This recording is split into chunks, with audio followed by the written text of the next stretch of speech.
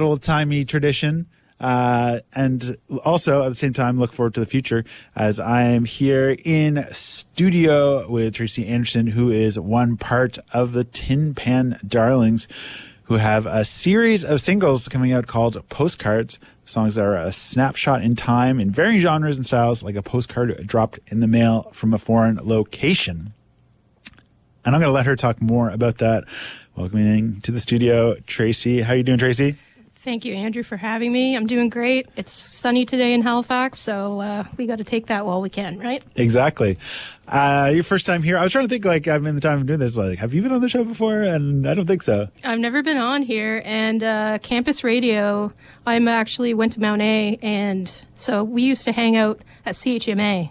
That was years and years ago, though. Yes. Yeah. Well, we're very grateful to still be on the air with campus radio and talking about whatever we want. That's right. And so I just briefly summarized a bit about what this postcard series is, but why don't you tell us more about it and more about Tin Pan Darlings? Sure. Tin Pan Darlings is a group. It's actually been around for quite a while. And I guess our postcard song series is something that we wanted to do to just kind of open up the realms of creativity for ourselves. Because the thing about when you have a band is that you can get really locked into making songs all in the same style. And it can be, I don't know, it feels sometimes like it's kind of limiting. Mm-hmm. So this postcard songs are a way for us to basically open the door, be able to explore some other kind of genres, and basically do whatever we want, but still be under the umbrella of the Tin Pan Darlings, and, you know, not have to, like, the marketing, just try to unlock from all that stuff. Mm-hmm. Yeah, and with the name of Tin Pan Darlings, it's very evocative of a time and place in music. So it's interesting that you've made that choice. I wonder if you could just expand on that. What is your desire to expand into different genres? Well, Amy and I are actually wide music listeners. People might not know that about us, but we come from the woods of New Brunswick, this little place called Quebec, in the time before the internet. And we grew up, in the country church, going around playing variety shows with our uncle. And we also, got into classical music and all those kinds of things. So Tin Pan Darlings, our 2018 record that came out, Inside a Melody, was all original songs written in the style of Tin Pan Alley. And then this time we just decided, why not unlock from that and expand on our other musical interests and just let ourselves feel a little free. All right. Well, why don't we get into the single that just dropped? It just came out last week. And what can you tell us about this tune, Midlife Elegy? Okay, well, I'm a woman of a certain age. I'm in my late 40s now. And I think that... Well, have you ever heard of this book? It's called The U-Curve of Happiness. I haven't. It's by a guy named Jonathan Rauch, I think Rauch. And it's called The Happiness Curve. And he talks about how in midlife, there can be a slump in your 40s.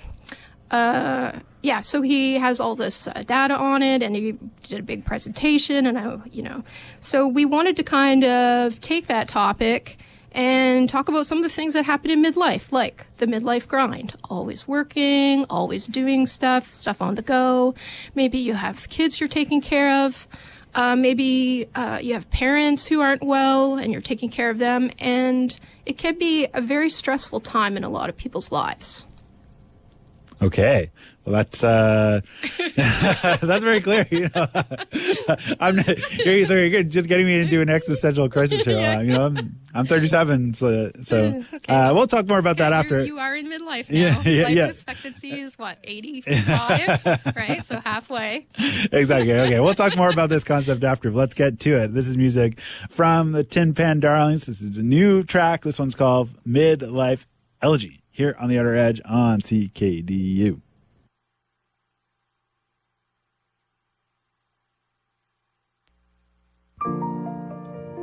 I drive home and I turn on the news. Those sound bites just give me the blues.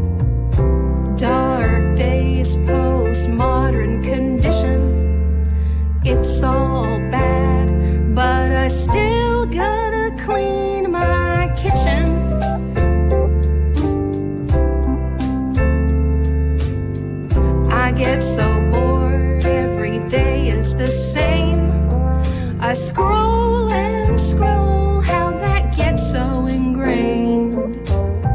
I work a job I tolerate. It pays my bills, it keeps food on our plates. I saw myself in a photo from a long time ago. It felt unfamiliar, someplace I didn't know. We used to hang out in that dive bar on Gans. Now it's all home insurance and Strat 5-year plans.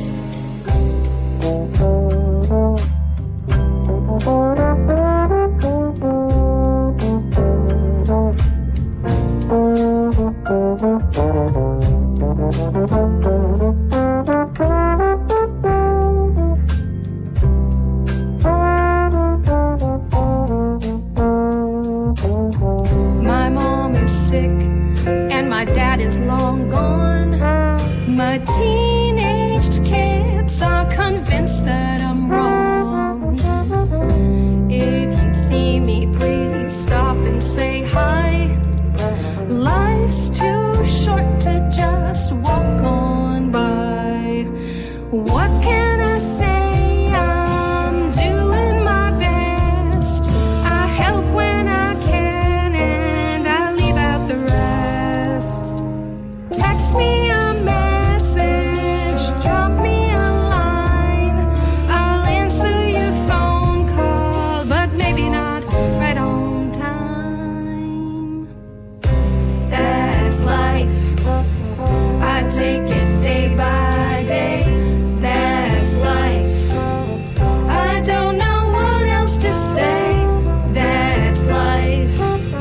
It's just some middle-aged strife. That's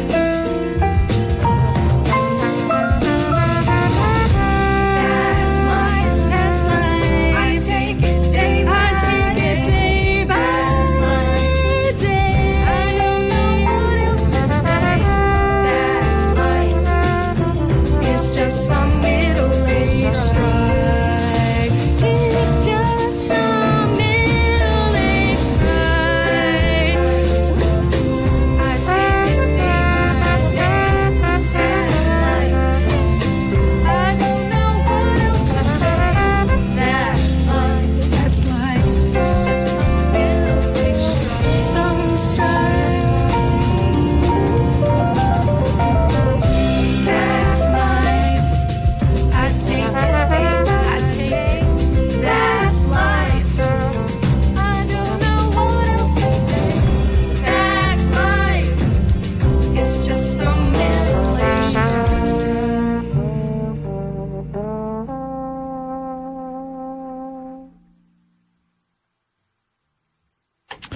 All right, you're listening to The Outer Edge here on CKDU 88.1 FM, and we just heard new music from Tin Pan Darlings called Midlife Elegy here on The Outer Edge. I kind of just wanted to talk a little bit more about that concept. A few thoughts about what you're saying about the midlife slump. I'm often thinking that, in our modern society and, the way of, so much online activity and control by tech corporations, it's almost like designed to push people in that direction of non-social connection in that way. Any thoughts? Yeah, that hasn't helped. I think we're more disconnected than we've ever been, which is ironic because I remember, what was it, Facebook? What was their motto was connect and share or something like that way back when? Mm-hmm. Yeah, it has affected things, and people don't go out as much. The cost of living, it's so expensive now to do stuff. So I think that's definitely contributed. Absolutely. And I guess for you and in terms of art, you were saying that the creation of these new tracks is would you say in a way to combat, I guess, that slump or or in reaction to that concept? Yeah, I think for me, because like I said, I'm in my late 40s, Amy and I are both in our 40s, and there seems to be something that's happening You're looking back to your younger self and you're thinking about how you were back then. But you've had to evolve and change, and because life keeps going on and you change as a person, and also because, the societal pressures or constraints that are kind of put on you, like you need to pay your bills, you need to do XYZ. So I think that's a little bit of what midlife elegy is about. Mm-hmm. And if you could give us a bit of a conceptual sneak peek at what do you got coming down the pipe in terms of the other singles that you coming out in this postcard series? Sure. The next one coming out is a tune that we're really proud of. It is mostly written by Amy, and it's called Outside the Frame. And I don't want to give too much away, but the lyrics are kind of call out. I guess it's about behind. What is that saying? Behind every good man is an even greater woman. Is that? Yeah, I think so. It's about that. It's about how sometimes, there are women supporting behind the scenes. So the lyrics call out some pretty famous guys like Neil Young, like Bob Dylan. So it's going to be, we love them, by the way. We are fans. So we'll just see how that's received. Great. And so with the series, and I guess this track that we just listened to, where did you record? Who were you playing with? And tell us all about the production side of it. Sure. The great thing about this song, because it was a chance to get some great people together. So we did manage to skirt the isolation. So that's great. So on this track, we have Kyle Tully on double bass. Nathaniel Jenkins is on the trombone. And Ty McCachran on the drums. We recorded it over in Fang Recording Studios over in Dartmouth. This is my first time ever being over there. Oh, yeah. What'd you think? It's awesome. It's awesome. All the stuff that they have, and the space is so big and open. It was great. We got to use, the real piano, too, which is always nice when you have access to, like a real acoustic a grand piano. It was recorded by Charles Austin, who I adore him. He's great. He's fun. He's chill. And it was mastered by Randy Ross in Woodstock in New Brunswick. Amazing. Nice to bring it back home to support your local community. Yep. Excuse me. And so I'm curious to know about the songwriting process for that one. I guess in general with the group, do you and your sister write songs individually? Do you write together? How's it kind of shook out with the tunes out, the new tunes? Okay, so for Midlife Elegy, we did write that one together. Because we're siblings, it can be tense sometimes. You can really tell your true feelings without sugarcoating it. No, I want to do this. No, but for this one, it went well. And it just kind of flowed out really quickly. We were in the same room at the same time doing this, and we were kind of finishing each other's sentences on that. So when that happens, it's kind of a weird little energy, and it's cool. I like it. Mm-hmm. Great. And we've got a track pulled up here. I always like to get a reference point from another artist that you might like. So we've got some Snail House and Michael Fierstack here. And so tell us why were you listening to this song? I think it's because of the Mount A connection. For some reason, Fierstack used to hang out there, or did. I don't really know the whys of it or the ins and outs of that. But I really like his songwriting, and mostly what I appreciate about him is he's such a wordsmith. I don't think I'll lyrically ever be able to hold a candle to him. That's like up there with like Bob Dylan stuff, I like how he never really rhymes. Well, he does rhyme, but once in a while, but I just like how he packs a punch into every single line of his lyrics, and the chords are interesting, and yeah, it's a cool sentiment. Okay, well, let's check it out. This is music from Michael Fierstack and Snail House. The record is called Sentimental Gentleman. Bit of a tongue twister. And this one's called Great Storytellers. And you're listening to The Outer Edge here on CKDU 88.1 FM. Great storytellers don't need dumb rhymes or a dictionary of chords. They tell you the truth and it turns into a lie. They love you and leave you wanting more. Remember your enemies. They were your friends until they let you down. Believe the stories they tell you. You said you want to be alone. Well, look at you now. Look at you now. You had the spotlight all night long. Had them rolling stitches out the door. It started out as a joke and ended up as a song. Now you're mopping the tears off the floor.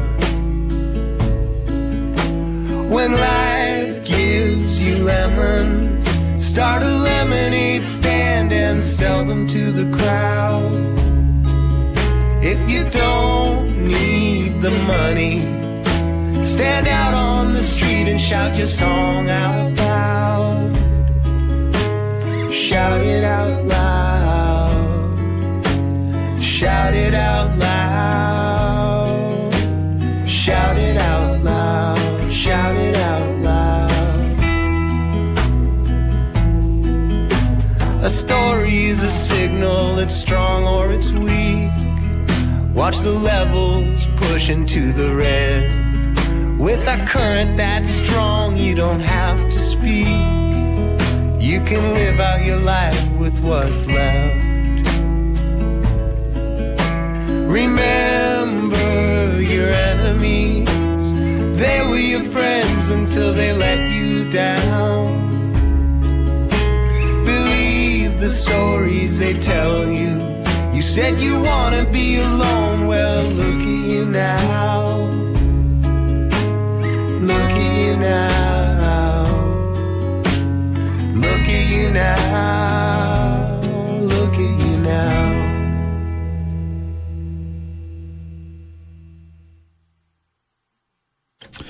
All right. As selected by my guest, Tracy of Tin Pan Darlings. That was music from Michael Fursack and Snail House. That one was called Great Storytellers. So, Tracy, we were just chatting, and you were mentioning that you've got an upcoming performance that might be available to people digitally or in person. In person? Tell us all about it. We're going to do a live stream. We've never done one. And it's going to be on Tuesday, July the 7th. And because we're midlife, it's going to be at noon hour.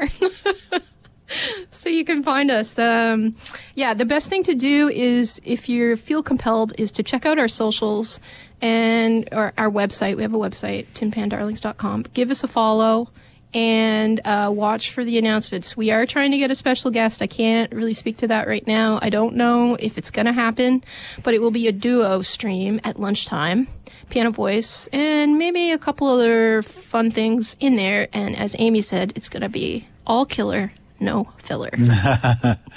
And people can find you online, and also you're encouraging people that they can go to your website to purchase music? Yeah, we're trying to do more direct to consumer. Cut out the middle guy. Because we're an indie band. So we have a shop where you can go. We have all our music up there. And we are actually, over the next few months, going to be building our online store. We have other merch and things.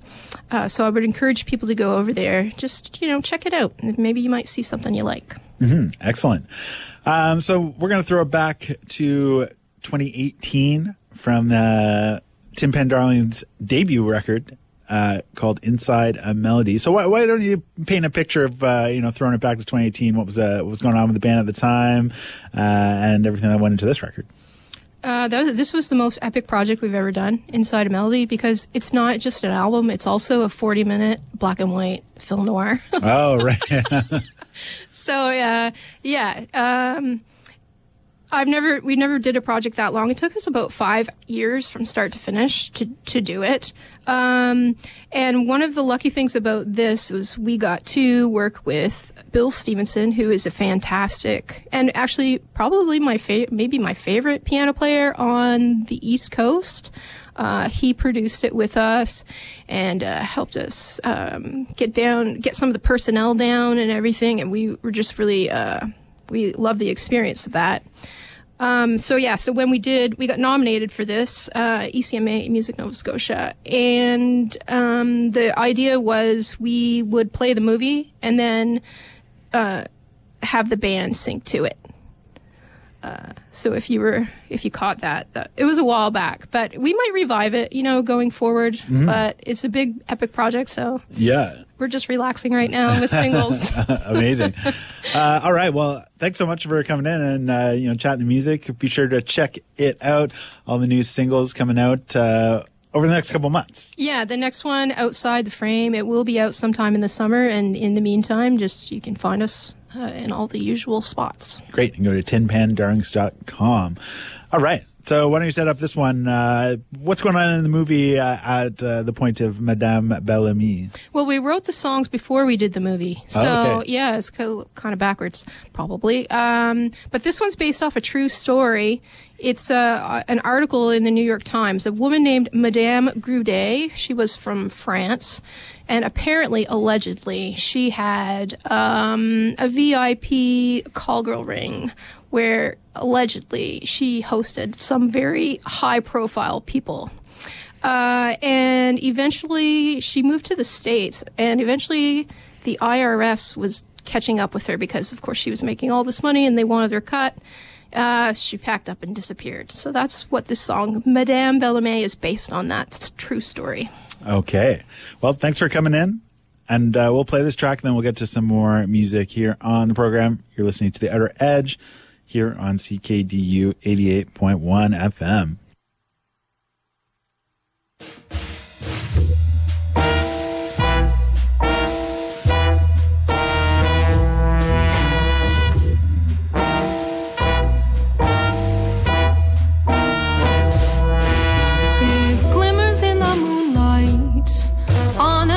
Downtown street, the shades I pulled down tightly, the garden manicured so neat.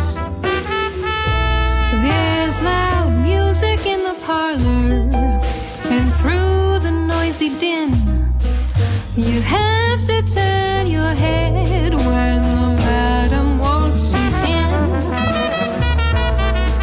The men are dressed in suits, and the ladies all in lace. Eyeliner dark and thick, they've got rouge upon their face. You can find just what you want, you can get just what you need. Just dig down into your pocket and cough up that fee to Madame Bellamy.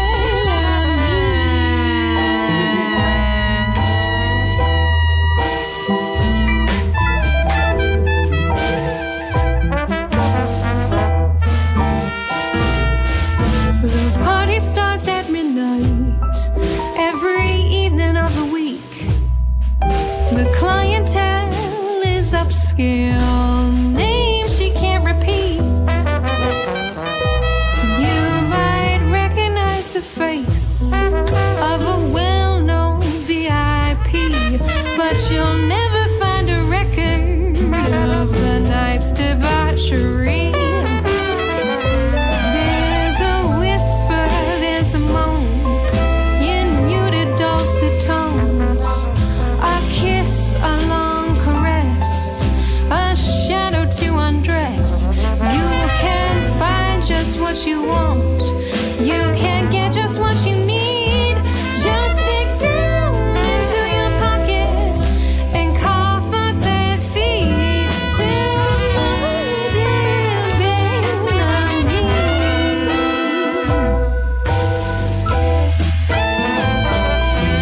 Madame Bellamy, is she friend or enemy? You can try but never discern. Such